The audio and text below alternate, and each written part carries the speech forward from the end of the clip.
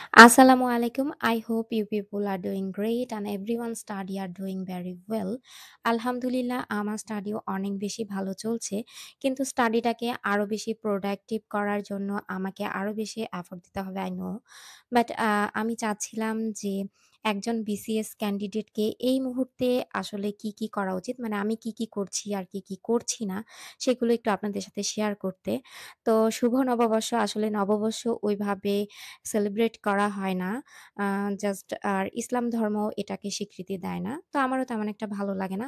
Didn't go out to celebrate anything. Just আমার মেয়েকে নিয়ে নরমাল হাঁটাহাঁটি করার জন্য বের হয়েছিলাম। তো একটা আন্টির বাসায় গিয়েছিলাম। তাদের বাসায় অনেক সুন্দর ফুল গাছ ছিল।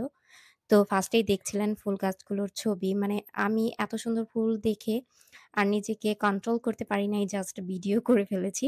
তো ভাবলাম একটু আপনাদের সাথে শেয়ার করি। মাইন্ডটা একটু রিফ্রেশ আপনারাও করে নিবেন। আমিও করে নিয়েছিলাম। কারণ আমাকে বাসায় ফিরে আবার পড়তে বসতে হবে।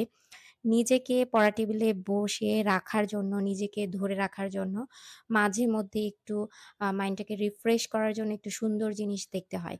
জাস্ট এই সুন্দর জিনিস দেখার উদ্দেশ্যেই মানে ওগুলো উঠিয়েছিলাম, ভিডিও করেছিলাম। তো আমার তো আসলে ভালো লাগে সবকিছুই দেখতে, ঘুরতে ভালো লাগে, খেতে ভালো লাগে, হ্যাং আউট করতে, সবকিছু করতে ভালো লাগে। কিন্তু আসলে এই মুহূর্তে আমি কিন্তু এগুলো কিছুই করছি না। এগুলোর ধারে কাছে নেই।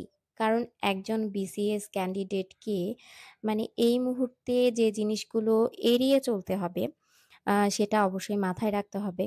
আর কোন জিনিসগুলো তার এই মুহূর্তে খুব বেশি করা দরকার, সেটাও মাথায় রাখতে হবে।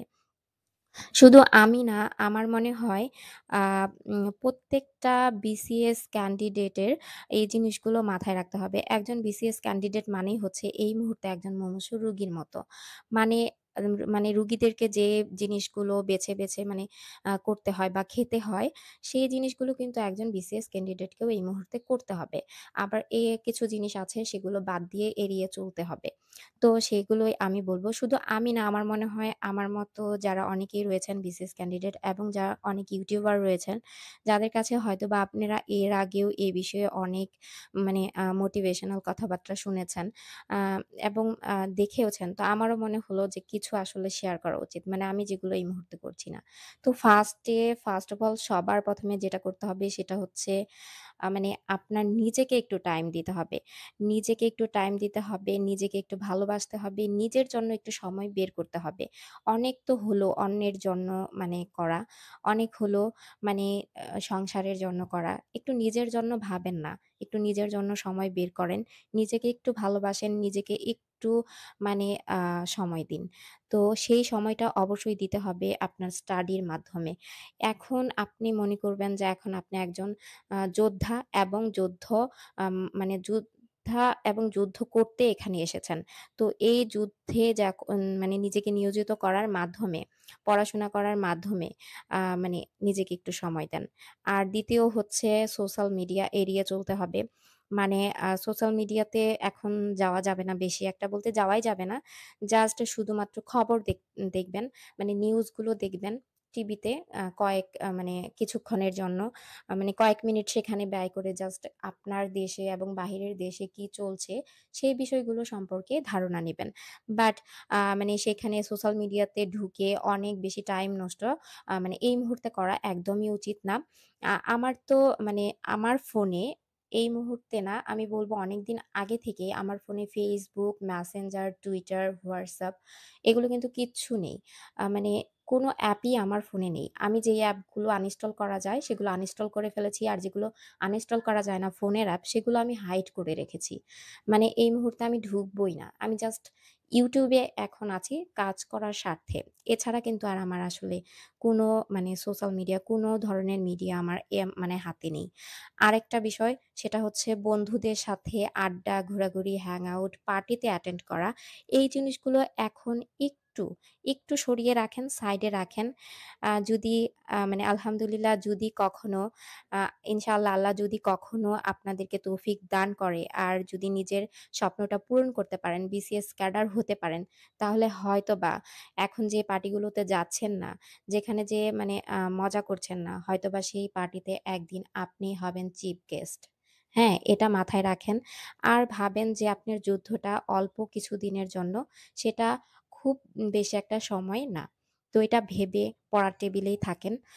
দেখবেন অনেকটা মানে ভালো লাগবে। একসময় দেখবেন যে আপনি যে টাইমটা এখন নষ্ট করছেন মানে খুব কষ্ট হচ্ছে, মনে হচ্ছে নষ্ট হচ্ছে কিন্তু না। একসময় দেখবেন যখন এর ফলটা পাবেন তখন দেখবেন যে আসলে আপনি কতটা মানে সুখে আছেন, কতটা সুফল পাচ্ছেন। হুম? এই জিনিসটা মাথায় রেখে চলতে হবে।